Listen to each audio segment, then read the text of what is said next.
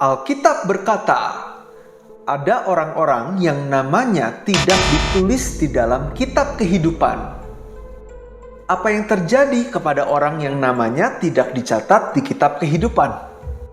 Wahyu 20 ayat 15 berkata, dan setiap orang yang tidak ditemukan namanya tertulis di dalam kitab kehidupan itu, ia dilemparkan ke dalam lautan api itu.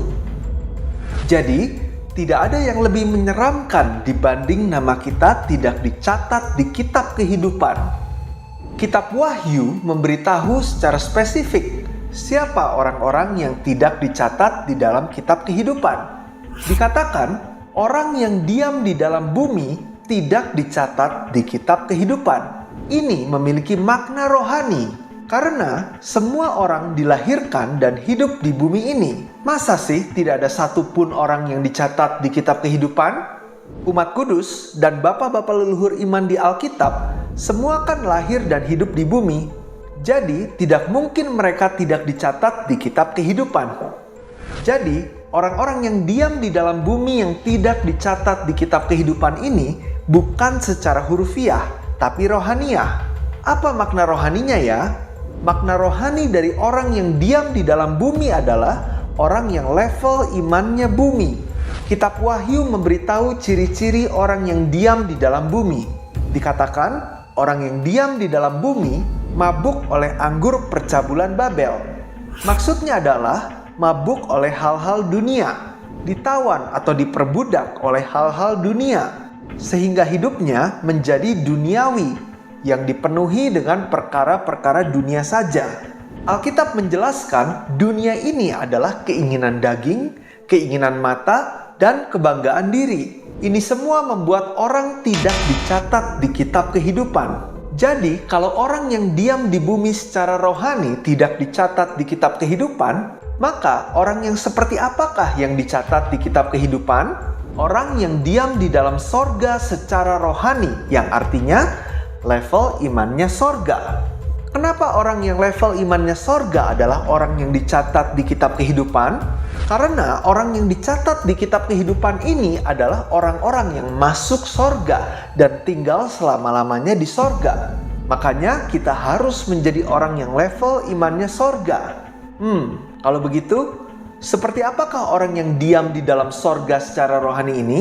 Kata diam di dalam sorga bahasa Yunaninya adalah skenoo. Arti yang pertama adalah membangun kemah.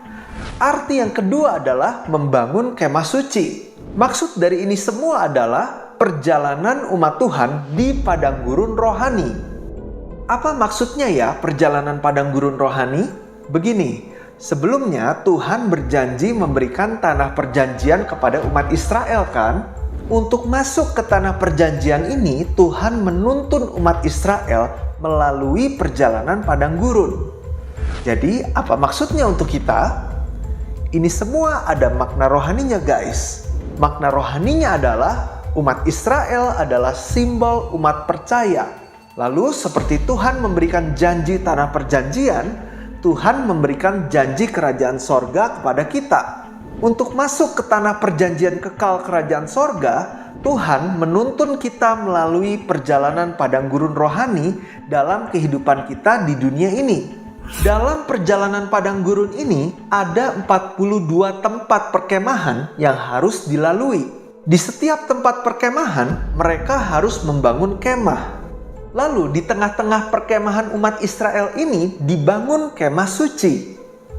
Perjalanan umat Israel di padang gurun yang seperti ini adalah instruksi dan peringatan bagi umat kudus di akhir zaman. Ini mengajarkan seperti apa kehidupan orang yang diam di sorga secara rohani, yaitu menjalani kehidupan padang gurun secara rohani. Apa itu kehidupan padang gurun rohani? Dikatakan di Kisah Para Rasul 7 ayat 38. Kehidupan padang gurun ini adalah sidang jemaah di padang gurun, yang bahasa Yunaninya adalah eklesia, yang artinya gereja di padang gurun. Jadi arti kehidupan padang gurun rohani adalah kehidupan bergereja yang menjadi pusat utama kehidupan kita di bumi ini. Di gereja padang gurun, Tuhan memberikan firman-firman yang hidup kepada umatnya. Jadi, tujuan Tuhan menuntun umatnya ke padang gurun adalah supaya umat Tuhan dapat beribadah dengan benar kepada Tuhan dengan menerima firman-firman Tuhan yang hidup. Maknanya untuk kita hari ini adalah sebagai orang yang dicatat di kitab kehidupan, kita harus menjalani kehidupan padang gurun rohani, yaitu hidup berpusat pada bait suci yang beribadah di dalam firman-firman Tuhan. Sehingga melalui perjalanan padang gurun rohani ini, Tuhan menuntun kita untuk mematikan kehidupan kita yang lama dan lahir baru bersama Kristus. Yang mana kita tidak menjadi serupa dengan dunia ini, tapi hidup kita berubah sesuai dengan kehendak Allah.